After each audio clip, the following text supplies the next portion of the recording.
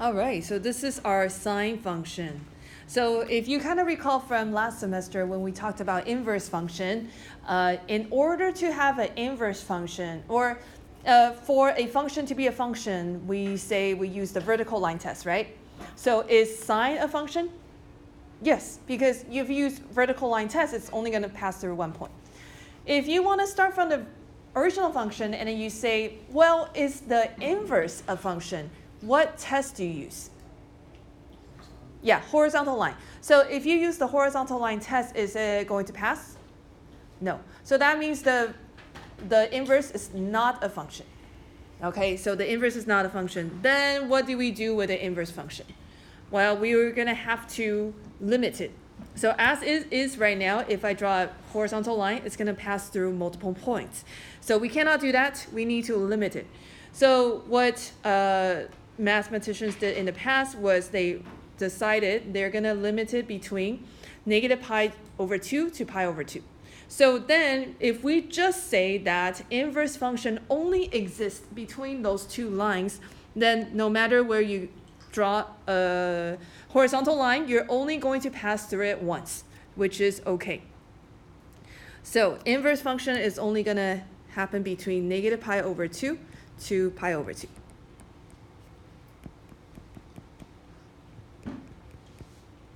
Okay, the next thing we're going to do is we're actually going to draw our inverse function. And to do that, we need these 3 points. So let's write them as actual coordinates.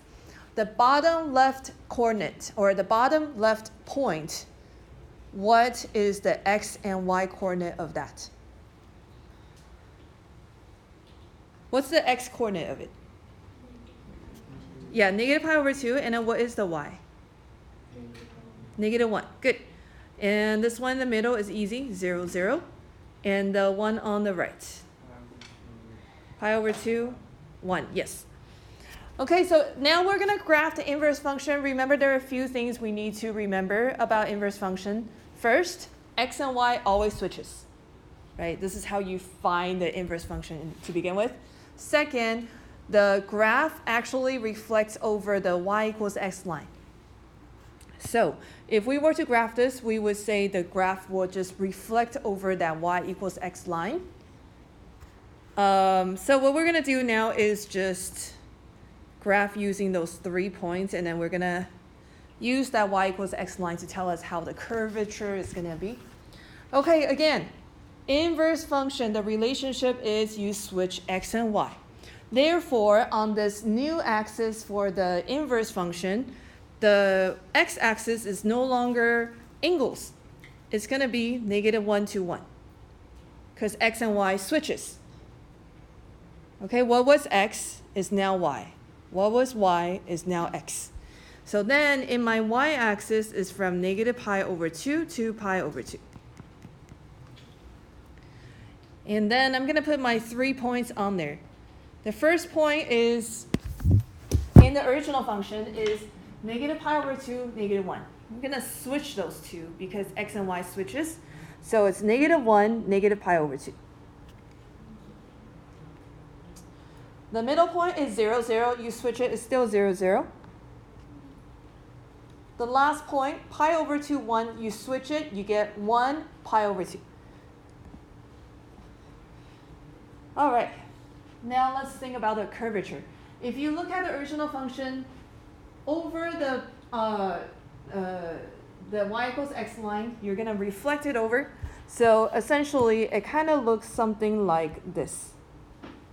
Can you guys see it? Just like if you had a mirror image and then flip it over, it would kind of have that curve.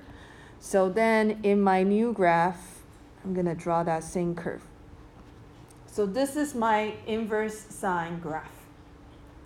My inverse sine graph does not have a domain that goes on forever. It's limited. My range is also limited. It's only going to be stuck between those numbers. Okay, let's talk about the notation. When you see this negative 1 next to a sign, that means inverse function. That does not mean 1 over sine. Okay? If you want to talk about 1 over sine, it looks like this. You see the difference between those two? The negative 1, it matters where you put the negative 1. If the negative 1 is right next to sine, that's an inverse sine. If the negative 1 is outside of the whole thing, this means 1 over sine. So very, very different. Another way you're going to see inverse sine is arc sine. If you see ARC, that means inverse. So you might see either one on any of the tests. So please be careful of that. All right, another thing that you can do is just remember that it's kind of easier to remember it as part of the unit circle. It's from negative pi over 2 to pi over 2, so that is on the right-hand side of the unit circle. Okay, negative pi over 2 to pi over 2. So kind of remember down here, negative pi over 2. Usually we call this point 3 pi over 2. But notice there is no 3 pi over 2. It's negative pi over 2 to pi over 2. So 3 pi over 2 does not exist. If you want to talk about 3 pi over 2, you have to say negative pi over 2. So this is very important. You can't give me a number that doesn't exist in there. All right, last thing. So y equals sine x. What is x? Is x an angle or is x a value? Angle. Sine of something, that something always has to be an angle. Then what is y? Y is a value of sine. You have to understand this part really, really, really well because you may be tricked when someone gives you a number. You're like, what am I solving for? An angle or a value? Because that's going to make a big difference on your answer. Is it in radian or is it just a number? Right? Is it a degree or is it just a number? What am I solving for? What does this actually mean?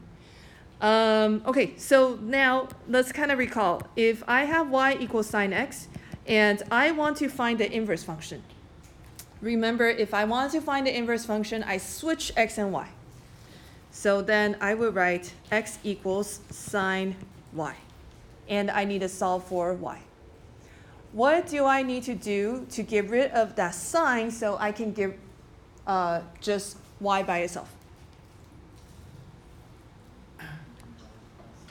I cannot divide by sine because sine is a function. Yes, I would apply the inverse sine over it. So that inverse of its original function always goes away. So y is equal to inverse sine x. All right, same question as before. What is x? Is it an angle or is it a value?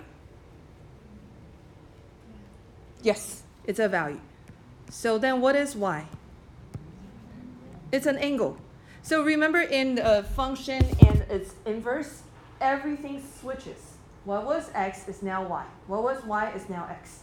So in the original function, x is an angle. Therefore, in the inverse function, the y is an angle. Can I recall like inverse function domain and range always switches? X and y always switches. So this is what happens.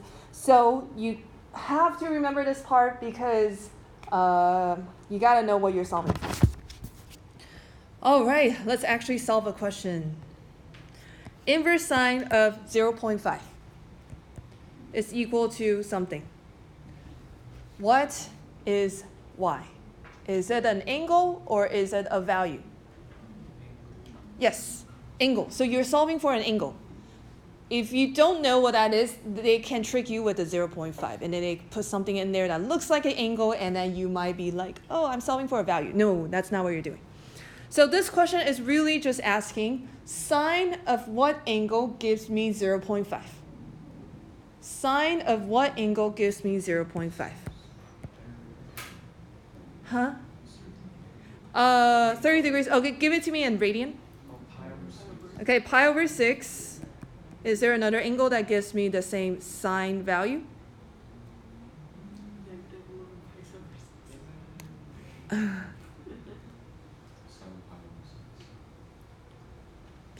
No, not 7 pi over 6. Yeah, 5 pi over 6. So this is where if you still can't remember your unit circle, you gotta memorize it because it's just very, very hard to do this.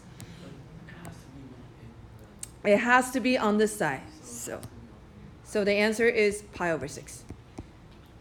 If they didn't limit it, imagine you could have an infinite amount of answers, and that won't make any sense because a function can only have one answer. So the answer is just pi over 6. Yes? So it's always on that side? Always on that side. Okay, let's try another one. Inverse sine of square root 2 over 2. So, yeah, the question is, sine of what angle gives me square root 2 over 2? Okay, pi over 4. Supposedly there's another one. Okay, 3 pi over 4. But then has to be on the right hand side, so just pi over 4.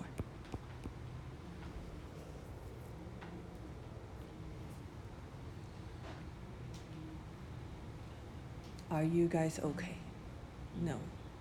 Why not? I'm still having a hard time between the whole value. Okay, so sine of something, that something always has to be an angle. Okay. Because you can only apply a trig function onto an angle. And then when you do that, you get a ratio, right? The sine SOHCAHTOA is opposite over hypotenuse. So opposite over hypotenuse is just a ratio of that triangle, something in that triangle. Sine is just saying, what is the opposite over hypotenuse ratio? So then sine of that something has to be an angle. Output is always just a value, a ratio.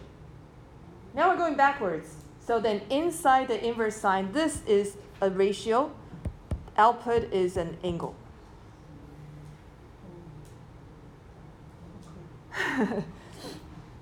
Once you see it a few times, it gets a little easier to remember how, like the form. Inverse sine of 2. Sine of what is 2 is the question.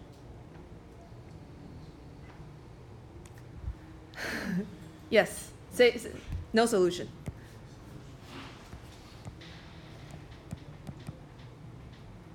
Okay, so the question is sine of what is 2? There is no way you can get a number that's bigger than 1.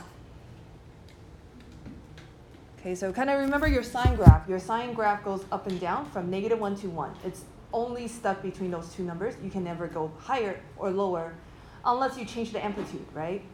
Yeah, so since there's no amplitude change, it's just -1 to 1. Okay, let's try another one. Two things together. Two things together, you need to solve one at a time. Sine of pi. Pi is 180, but sine of 180. Huh? 0. Okay, so I'm going to change that to 0. So sine of pi is 0, so put a 0 there. Inverse sine of 0. So what angle gives sine of 0? 0 and pi. 0 and pi. But it has to be on the right-hand side. So it's just 0.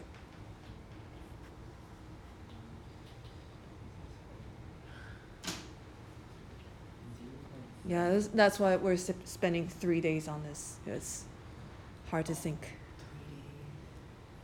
Okay, let's see. This one. Sine of inverse sine of 0.7. 0.7 is not even in any part of your unit circle. Okay, first of all, what is 0.7? Is that a value or is that an angle? Value, yeah, it's a value. So this is going to be hard to do. I don't know anything that's 0.7. Therefore, we're going to use some tricks. Cancellation laws. Inverse of a function usually will cancel. Okay, but we got to remember back in like a long time ago when we learned about composing functions.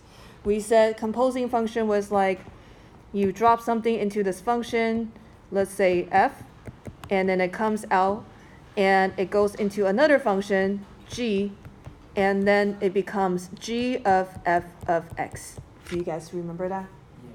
Okay, so this is the same thing. X is going into sine, and then whatever you get is going into inverse sine. So whatever goes in comes out. That thing better not break the next one. So if you want to just say that doesn't matter and you just want to cancel it and get an x, then it has to have passed through both. Okay. Therefore, this will only work if x is between negative pi over 2 to pi over 2. Because it has to pass through both. Any number can always go through sine. Nothing happens. But you will only have two numbers that come out. Negative 1 or 1 and all the numbers in between, right? Those numbers go into inverse sine.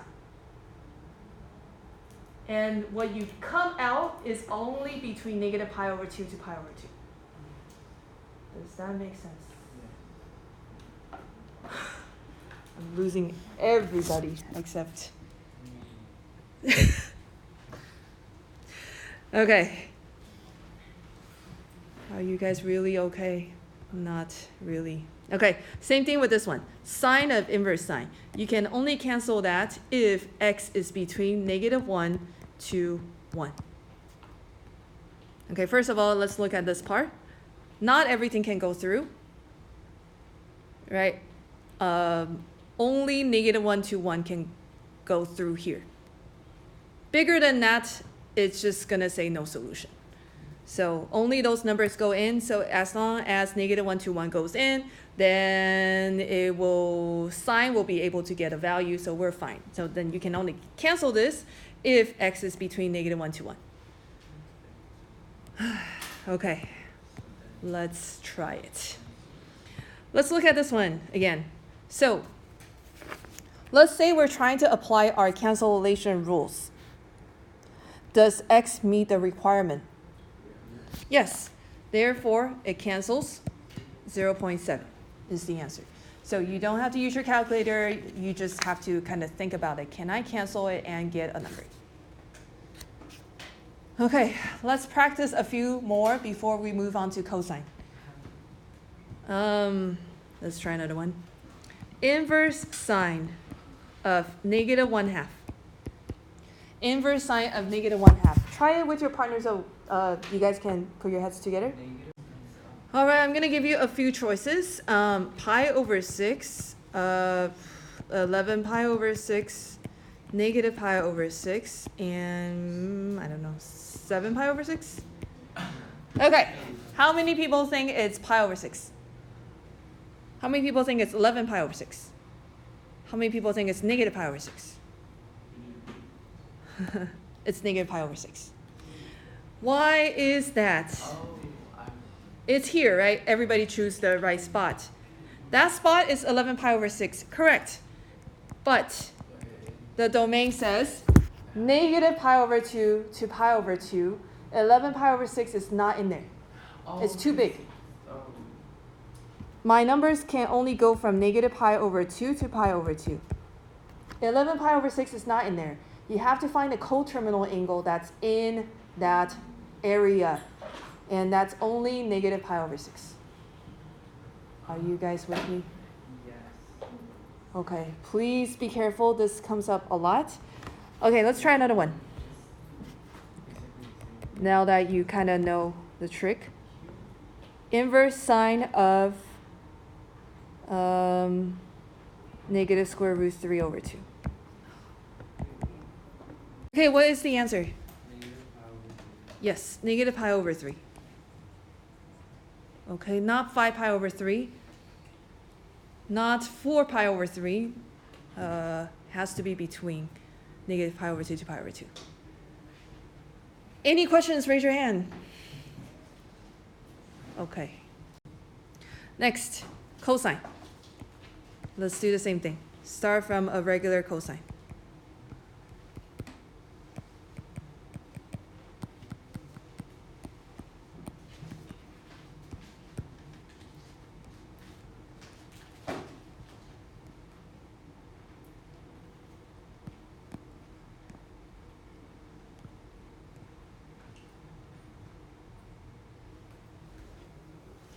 All right, same question as before. Is cosine a function?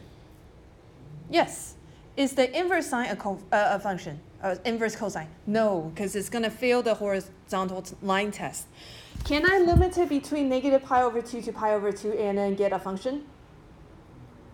No, it's still the same problem, right? If I put it between negative pi over 2 to pi over 2, I still have a problem of going through 2 points. So I can't use the same requirement as sine. So mathematicians decided in the past that they're going to limit it between 0 to pi. So there's a different limitation between inverse sine and inverse cosine. Inverse cosine is between 0 to pi. Okay, we're going to do the same thing as before where we're going to graph. So we're going to pick the 3 points that's on here. This one is 0, 1. This here is pi over 2, 0. And last one is pi, negative 1. We're going to graph this, so that means we need to switch x and y on everything, switching between the axis and the actual points. Okay, so negative 1 to 1. And this one's going to go from 0 to pi, so I'm going to go up to pi here. Okay, so I'm switching between x and y. That means my first point, 0, 1, becomes 1, 0. It's right there. Second point becomes 0, pi over 2. And my third point is negative 1 pi. Again, it's going to flip over the y equals x line. This one's a little hard to imagine how it's going to look like when you flip over. So I'm just going to show you how it looks like. It's going to have this curvature.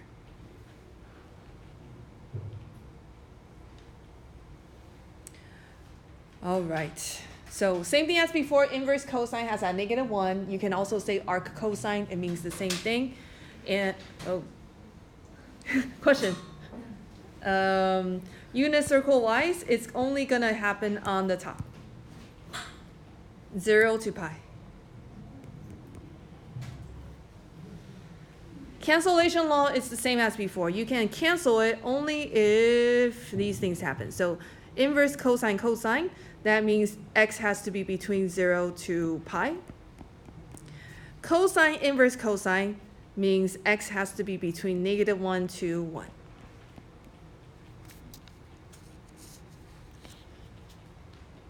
Okay, we're ready to try a few problems. Arc cosine 1/2. Arc cosine 1/2. So again, you're asking yourself, cosine of what angle gives me 1/2, but it has to be between 0 to pi. So what angle gives cosine of 1/2?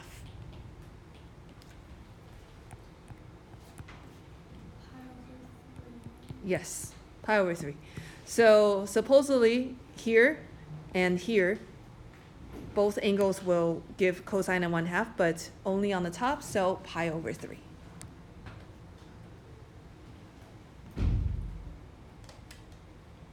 Inverse cosine of negative square root 3 over 2. 5 pi over 6? Yes. So either this angle or this angle, but only on the top. So 5 pi over 6. Okay. Are you guys doing okay? Are you okay doing this on your own? Besides Aaron. Are you guys okay doing it on your own or with your partner? Yeah? Okay, then let's have you guys try 3, 4, 5, 6. But if you have any questions at all, you have to ask me to help you. I'm going to skip 3 for now, because that's a trick question. Okay, this one you have to do it one at a time. So sine of 5 pi over 6 is half. So then that goes into inverse cosine. So then you ask yourself, cosine of what angle is going to be giving 1/2? Yes. So the answer is pi over 3. So this kind of question where you have sine and inverse cosine, you have to do one at a time. Okay, this one, you ask yourself, can I use the cancellation law? Yes, so that is pi over 9. Okay, this one, inverse cosine of negative square root 2 over 2. 3 pi over 4, yes. Okay, yes. Why isn't number 4 2 pi over 2 pi over 3. 3? No, because is it on the other side? Is it also x? Cosine of what angle gives you 1/2 has to be here or here. Only on the right hand side. Oh, Okay, number 3 is the trick question. So what does this mean? Is this an angle that should be there, or is this a value? It's a value. It's supposed to be a value. So you can't look at pi over 2 as 90 degrees. It's not 90 degrees. It's just saying 3.14 divided by 2. So it's basically saying, what is the inverse cosine of 1.57 as a number? So what angle gives cosine of 1.57? Nothing, because you can't go over 1. So this is where you have to remember what should go in there. Is it a value or is it an angle? If you don't think about it, then they can just trick you and then you can just say, oh, the answer is 0. No.